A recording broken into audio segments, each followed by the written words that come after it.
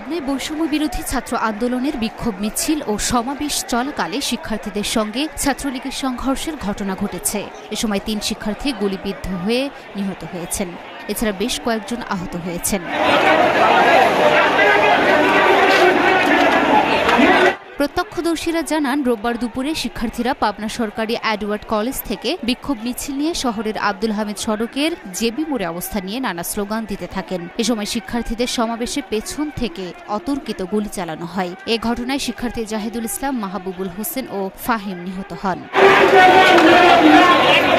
Pabna general হাসপাতালের সহকারী পরিচালক ডাক্তার রফিকুল হাসান ৩ জনের মৃত্যু তথ্য নিশ্চিত করেছেন। এ ঘটনার পর থেকে শিক্ষার্থীরা শহরের আব্দুল হামিদ সড়কে অবস্থান করছেন। পরিস্থিতি সামাল দিতে আইনশৃঙ্খলা বাহিনীর সদস্যরা টিয়ারশেল ও সাউন্ড গ্রেনেড ছুড়লে কিছু সময়ের জন্য সবাই ছত্রভঙ্গ হয়ে যায়। মৃত্যুর খবর শিক্ষার্থীদের কাছে পৌঁছালে বৃষ্টি উপেক্ষা করে তারা বিক্ষোভ প্রদর্শন ও স্লোগান দিতে থাকেন। দফায় দফায় বিক্ষোভকারী শিক্ষার্থীদের সঙ্গে আওয়ামী লীগ ও ছাত্রলীগের নেতাকর্মীদের সংঘর্ষ, ধাওয়া ও পাল্টা ধাওয়ার ঘটনা ঘটে।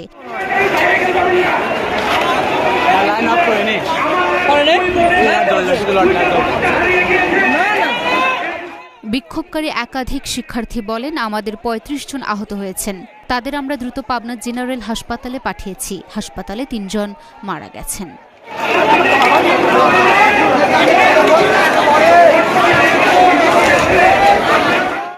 Luna Afroz Nipa, Dhaka post.